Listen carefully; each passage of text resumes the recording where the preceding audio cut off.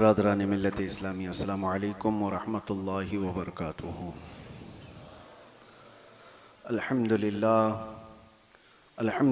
الحنان المنان الذي خلق الإنسان وعلمه البيان، والصلاة والسلام على رسوله سيد الإنس والجان وعلى آله وأصحابه ذوي الخير والإحسان، أما بعد فأعوذ بالله من الشيطان الرجيم، بسم الله الرحمن الرحيم، وكذلك جعلنا لكل نبي عدوا شياطين الإنس والجن يوحي بعضهم إلى بعض زخرف القول غرورا، صدق الله مولانا العظیم۔ بارگاہ رسالت معاب صلی اللہ علیہ وسلم میں درود پاک کا ہدیہ پیش کریں۔ اللہم صلی علی سیدنا و مولانا محمد معدن الجود والکرم وآلہ واصحابہ الکرام وابنہ الکریم وبارک وسلم صلاة دائمة سرمدا ابدا۔ قرآن عظیم میں اللہ تعالیٰ یوں ارشاد فرماتا ہے، اسی طرح ہم نے ہر نبی کے ساتھ ایک دشمن پیدا کیا ہے، شیاطین الانس والجن، انسان اور جنات میں سے شیاطین۔ نبیوں کے ساتھ ایک دشمن کو بنایا گیا ہے، تو پھر عام انسان کا کیا ہے؟ انسان کی زندگی کسی مقابل میں ہی گزرتی ہے، یعنی خیر اور شر دونوں اس زمین پر موجود ہیں۔ جتنے بھی اولیاء کاملین، صحابہ، تابعین، جن کی بھی زندگیاں آپ دیکھیں، ان کے کرامات، ان کی اچھائیاں، ان کی فضیلتیں سب آپ بیان کرتے ہیں، سنتے ہیں، لیکن ساتھ ہی ان کی زندگی میں کوئی ایک تھریڈ رہتا ہی ہے، ایک دشمن کوئی رہتا ہے۔ اس کی وجہ کیا ہے؟ سارے نبیوں کے ساتھ اللہ تعالیٰ فرماتا ہے ہم نے ایک دشمن پیدا کیا ہے۔ وجہ یہ ہے کہ دشمن اس لیے ہوتا ہے کہ اللہ کے محبوبوں کی محبت کا اظہار ہو جائے، ان کے کمالات کا اظہار ہو جائے۔ مثال کے طور پر سیدنا ابراہیم خلیل اللہ علیہ السلام، یہ خلیل ہیں اللہ کے، برگزیدہ پیغمبر ہیں، جلیل القدر نبی ہیں، اور آپ اللہ تعالیٰ کے محبوب نبیوں میں سے ہیں، لیکن آپ کے ساتھ جو ہوا، آپ کو آگ میں ڈالا گیا۔ واقعہ آپ کو معلوم ہوگا، نمرود نے آپ کے لیے آگ جلائی اور آپ کو آگ میں جھونک دیا گیا، اور آگ نے آپ پر کچھ اثر نہیں کیا۔ اللہ تعالیٰ نے قرآن میں فرمایا، قُلْنَا يَا نَارُ كُونِي بَرْدًا وَسَلَامًا عَلَىٰ إِبْرَاهِيمَ، ہم نے کہہ دیا اے آگ ابراہیم پر ٹھنڈی ہو جا، سلامتی والی ہو جا۔ آگ ٹھنڈی ہو گئی، ابراہیم علیہ السلام کا کوئی بھی بال باقا نہیں ہوا۔ اب یہ جو کمال ابراہیم علیہ السلام کا ظاہر ہوا، اس کی وجہ کیا ہے؟ اس نمرود کا ہونا۔ وہ دشمن اس لیے تھا کہ اللہ کے نبی کے کمال کا اظہار ہو جائے۔ آپ کی زندگیوں میں بھی یہ معاملات ہوں گے، ہر ایک کے ساتھ کوئی نہ کوئی دشمن ہوگا۔ کوئی ایسا تصور نہیں کر سکتا کہ میں یا فلاں سارے دشمنوں سے پاک ہیں۔ اور کبھی کبھار ہمارے پاس لوگ آ کر کے کہتے ہیں کہ حضرت فلاں میرے ساتھ وہ کر رہا ہے، یہ کر رہا ہے، میں تو کسی کا برا چاہتا ہی نہیں۔ یہاں یہ قانون نہیں ہے کہ آپ کسی کا برا چاہ رہے ہیں تبھی آپ کے ساتھ کچھ برا ہو رہا ہے۔ دنیا بہت سارے لوگوں سے ایسی بھری ہوئی ہے جو خاموش چلنے والوں کے ساتھ بھی دشمنی کرتی ہے۔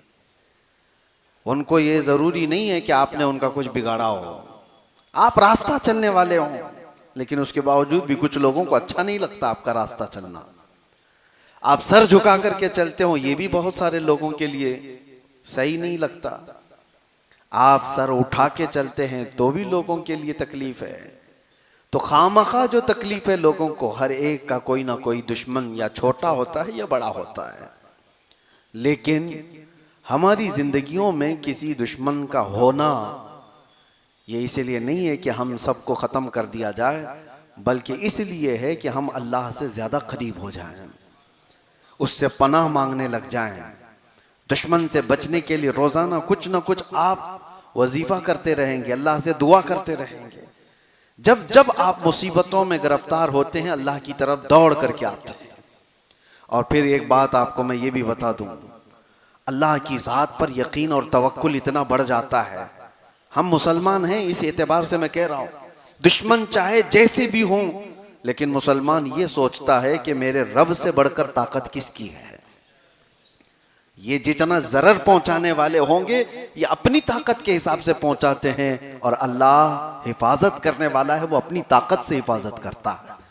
اور قرآن میں اللہ تعالیٰ نے فرمایا ہے، اس لیے ہمارا یقین بڑھتا چلا جاتا ہے. اگر آپ کا کوئی دشمن ہی نہ ہو تو آپ خود ہی اپنے آپ کو خدا سمجھنے لگ جائیں گے. اگر کوئی آپ کا دشمن ہی نہ ہو تو آپ خود کو یہ سمجھنے لگ جائیں گے کہ میرا کون کیا کرتا ہے، کچھ بھی نہیں، میں سیف ہوں. اور جہاں پتا چلا کہ کچھ دشمن ہیں جو طاقتور بھی ہیں یا سازشی ہیں یا جال بننے والے ہیں، تو اندر سے ایک خوف پیدا ہوتا ہے کہ میری غفلت میں کہیں وہ مجھ پر حملہ آور نہ ہو جائے.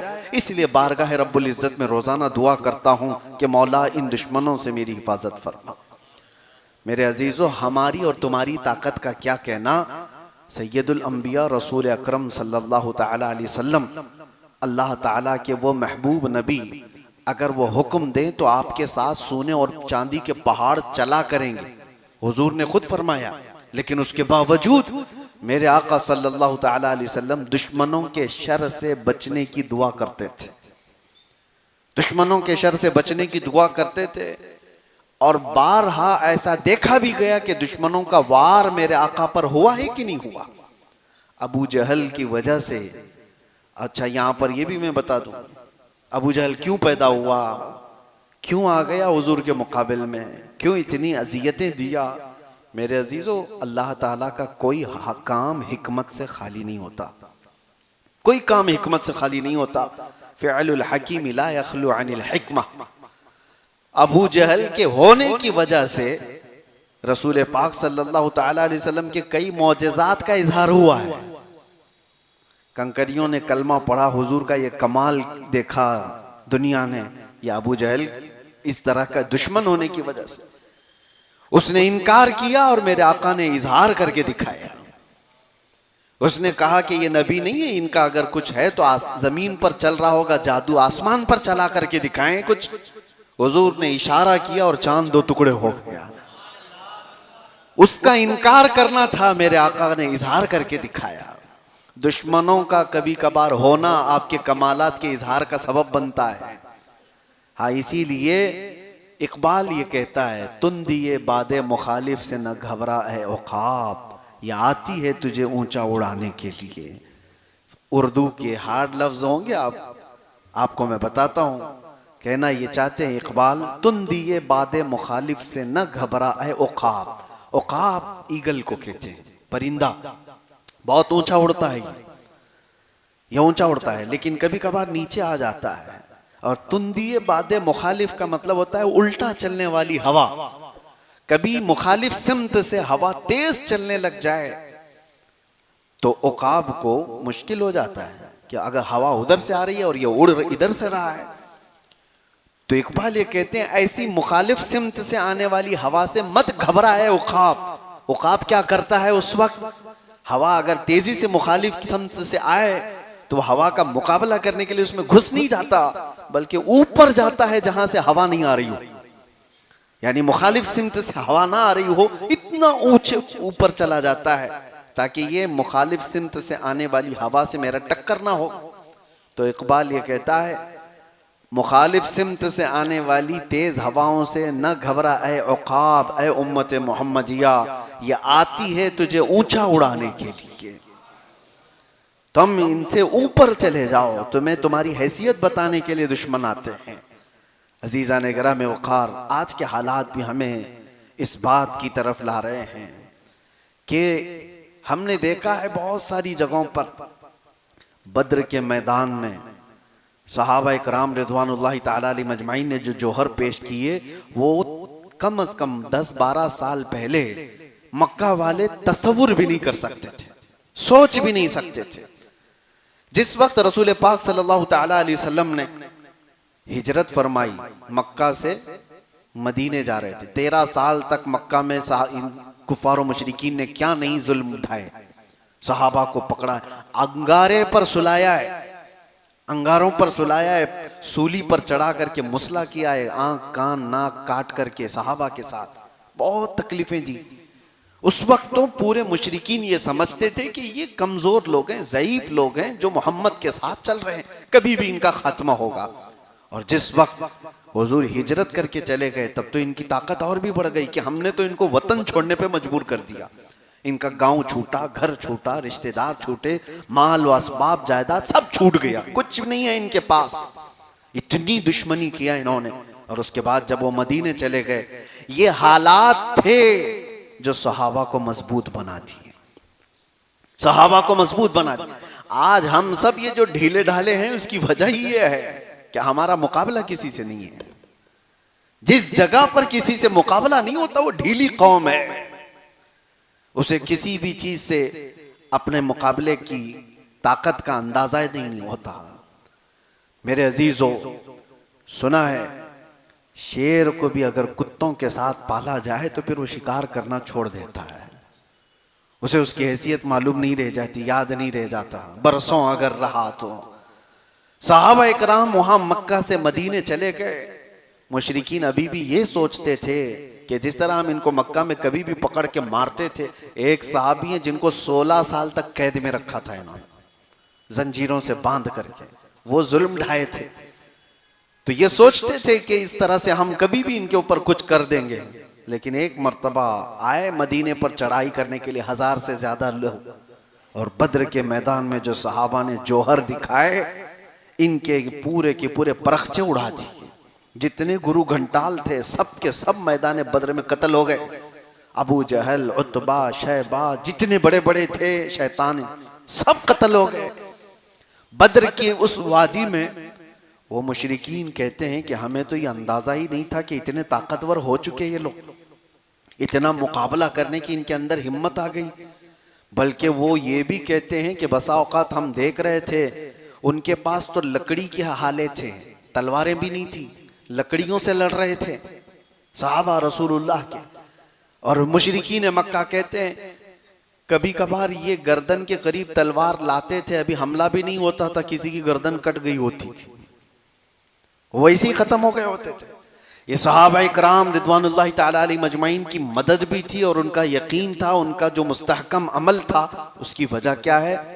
مشرکین نے یہ دشمنی ایسی کی کہ صحابہ کو اتنی بلندی پر پہنچایا یقین کے ساتھ کہ وہ صحابہ میدان میں اترے تو اللہ کے بھروسے اترے تھے۔ میرے عزیزو، یہ حالات سب کی زندگیوں میں ہوں گے۔ دشمن جو ہوتا ہے وہ تمہیں مضبوط کرنے کے لیے ہوتا ہے۔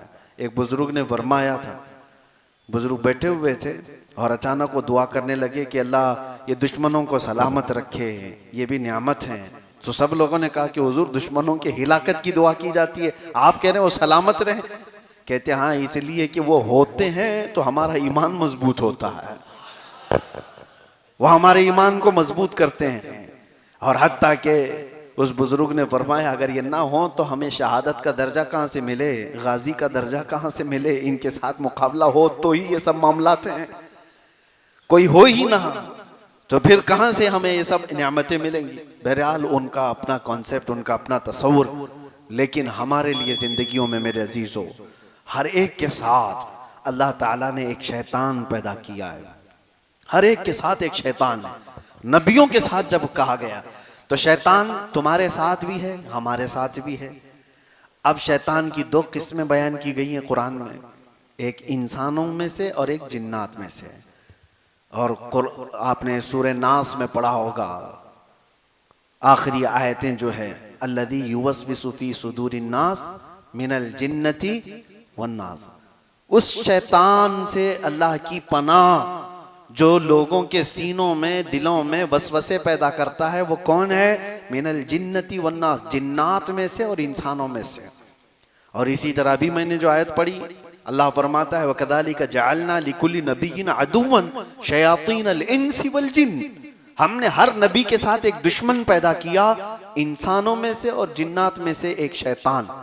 تو شیطان دونوں میں بھی ہے، انسانوں میں سے بھی ہوگا، جنات میں سے بھی ہوگا۔ بہت سارے لوگ یہ تصور کر کے بیٹھے رہتے ہیں شیطان کا مطلب 2 بڑے سینگ والا ہوگا، بکرے کی منڈی والا ہوگا، لمبے بالوں والا ہوگا۔ شیطان کی ایسی کوئی شکل نہیں۔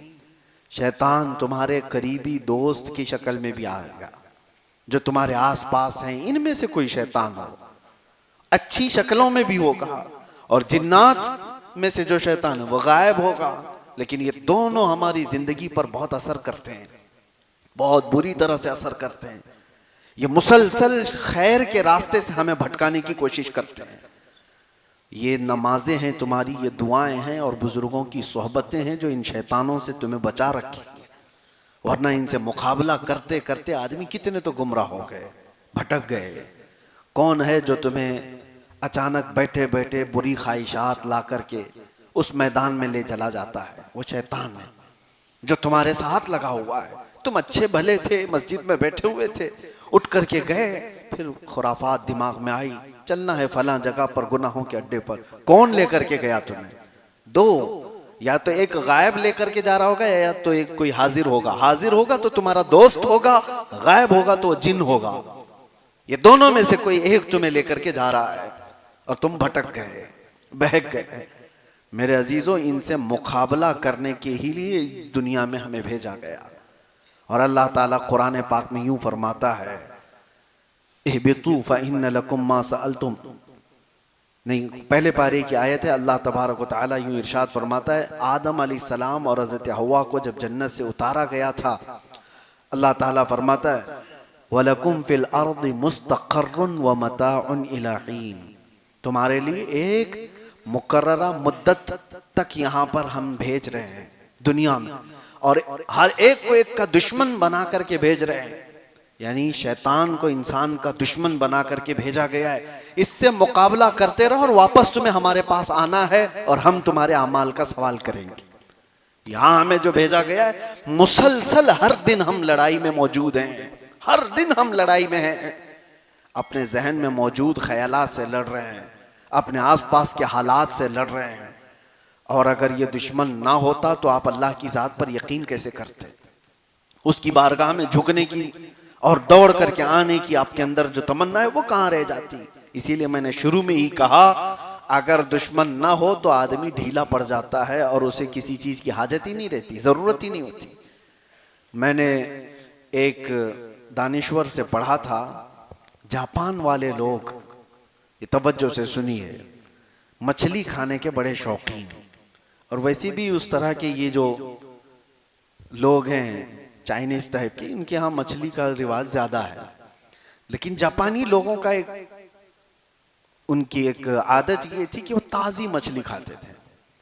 تو ہوتا یہ کہ سمندر سے مچھلیاں پکڑ کر کے لانے تک وہ باسی ہو جاتی، مر گئی ہوتی، کیونکہ 2 دن 3 دن کے بعد مچھوارے آتے تھے بڑی مچھلیاں لے کر۔ تو اب اس کے لیے ان لوگوں نے ایک دوسرا طریقہ اختیار کیا کہ نہیں، تازہ مچھلی کھانی ہے تو ایک بہت بڑے ٹینکر جہاز کے سمندروں میں بھیجے گئے، اس میں پانی رہتا تھا، مچھلیاں سمندر سے پکڑی جاتی تھی اور پانی میں ڈال دی جاتی تھی، اور پانی میں ڈالنے کے بعد وہ پانی میں تیرتی رہتی تھی تو زندہ رہتی، اور جب ساحل پر آتے تو ابھی مچھلیاں زندہ ہی رہتی تھی، مری ہوئی باسی نہیں ہوتی تھی۔ تو یہ چند دن تک چلا، لیکن یہ بھی فیل ہو گیا۔ کیوں؟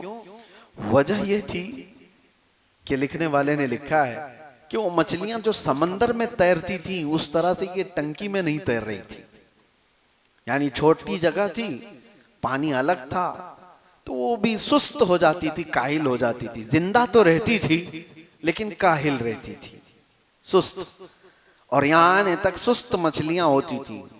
تو جاپانی لوگوں نے یہ کہا کہ سست مچھلیاں کھانے سے ہماری طبیعت میں بھی سستی زیادہ نہ آ جائے، ہمیں ایکٹیو چاہیے، حرکت والی۔ جانتے ہیں اس کے بعد انہوں نے ایک تیسرا طریقہ اختیار کیا، کہا کہ بہت بڑے ٹینکر کو تو لے جایا جاتا ہے مچھلیاں پکڑنے کے لیے، اب یہ حرکت میں نہیں رہتی، 1 دن 2 دن کے بعد یہ ڈھیلی پڑ جاتی ہیں۔ تو ایسا کیا گیا، ایک شارک مچھلی کو بھی پکڑا گیا چھوٹی، اور اس کو اس میں ڈالا گیا، اور چھوٹی مچھلیاں جو ہے اسی سے تو بھاگتی ہیں سمندر میں کہ یہ اپنا لقمہ بنا لیتی ہے، تو یہ شارک مچھلی ان کو دوڑاتی رہتی، جتنے کھا لی، اور جتنے بچ گئے وہ ساحل پر آنے تک بالکل ایکٹیو حرکت والی مچھلیاں ہوتی تھی، ان کو لے کر کے جاپانی لوگ کھایا کرتے تھے۔ تو اس دانشور نے کہا یہ واقعہ لکھ کر کے کہ یہ شارک مچھلی اس لیے چھوڑی گئی تھی کہ ان کو ایکٹیو رکھا جائے، حرکت میں رکھا جائے، اور یہ دوڑتی رہتی اور زندہ بھی رہتی، دوڑتی بھی رہتی۔ وہ دانشور کہتا ہے اسی لیے ہر ایک کی زندگی میں ایک شارک کا ہونا ضروری ہے، تاکہ وہ اسے دوڑاتا رہے اور وہ بھاگ کر کے اللہ کی بارگاہ میں آتا رہے۔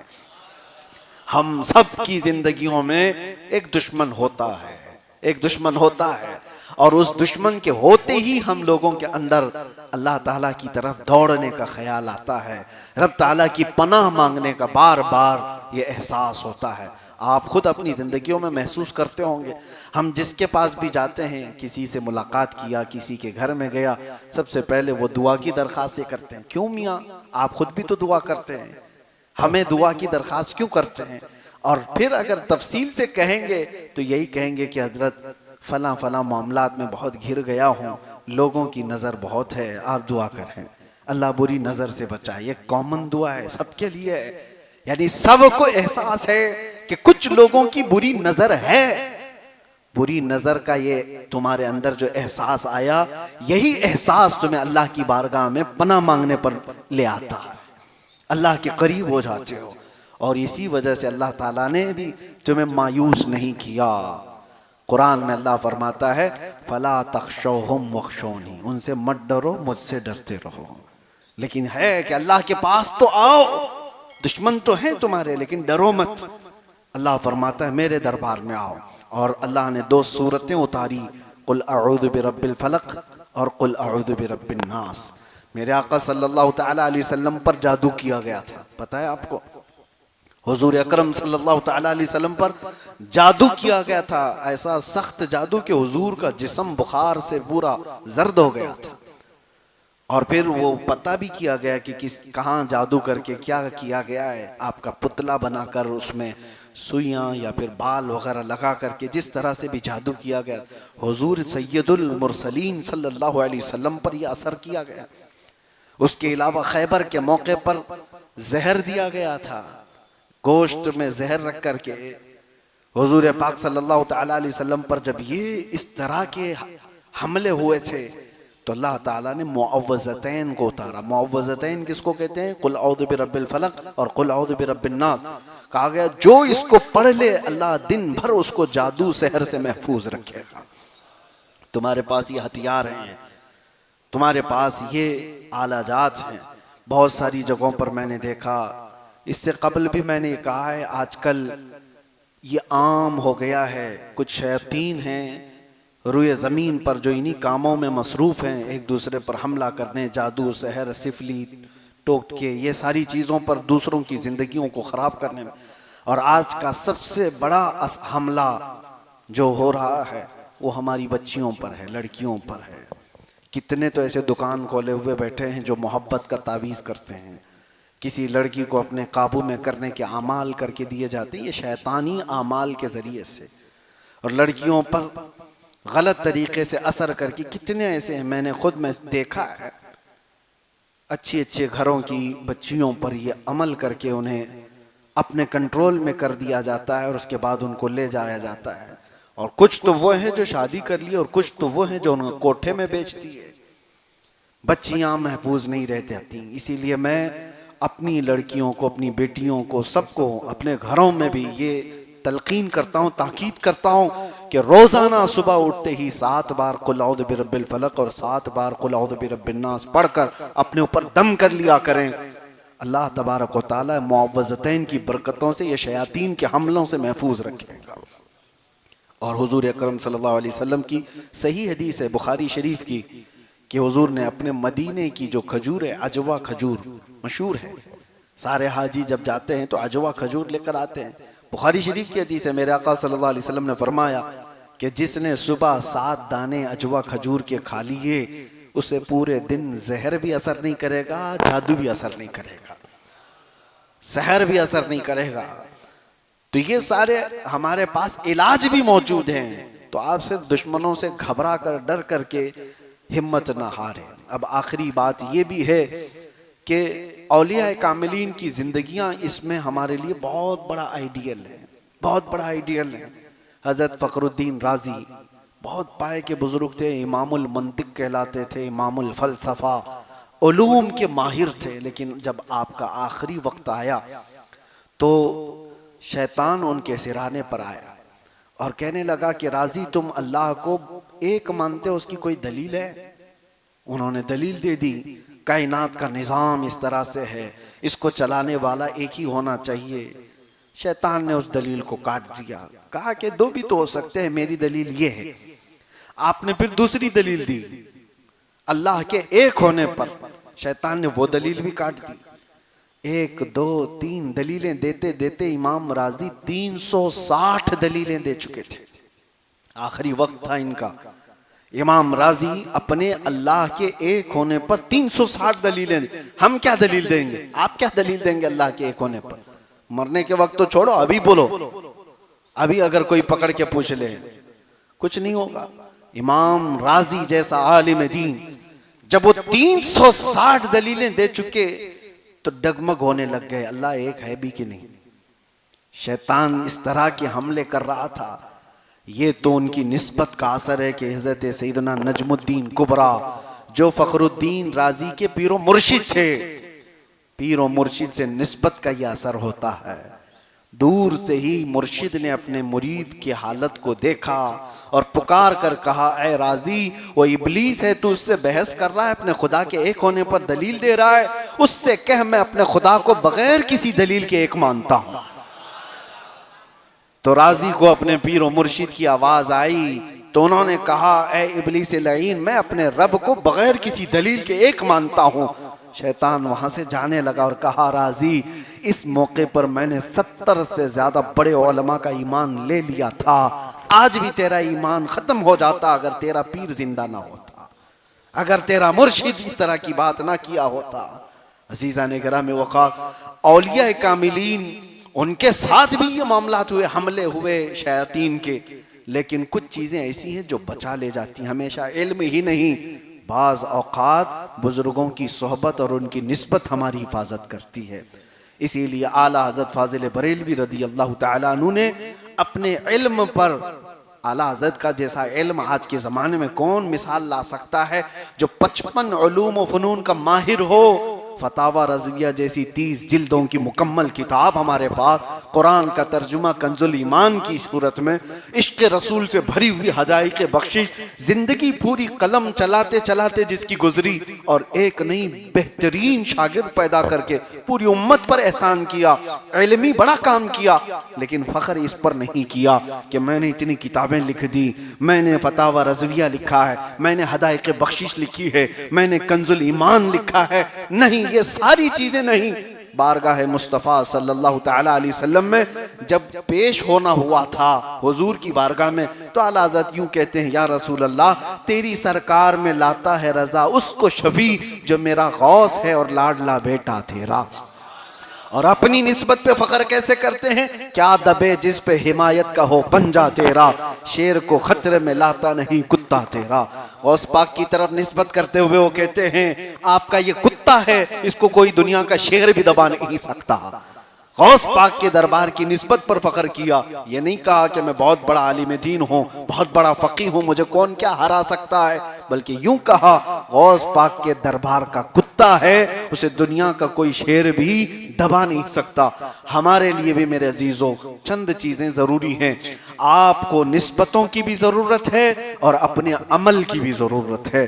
آپ کے اپنے وظیفے، اپنی دعائیں، اپنے اعمال اور عبادتیں، اور ساتھ ہی کسی مرشد کامل کی اور بزرگوں کے سلسلۃ الذہب کی نسبت کی ضرورت ہے۔ یہ دو چیزیں ہوں گی، انشاءاللہ ہر طرح کے دشمنوں کے وار سے آپ دنیا میں محفوظ رہیں گے، انشاءاللہ ہر طرح کے وار سے محفوظ رہیں گے۔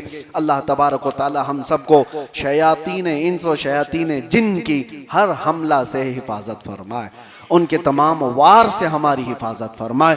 رب قدیر اس دنیا سے جانے تک ہمارا ایمان سلامت رکھے اور بارگاہ رب العزت میں ہمیں ایمان کے ساتھ اٹھائے۔ وآخر دعوانا الحمدللہ رب العالمین۔ السلام علیکم۔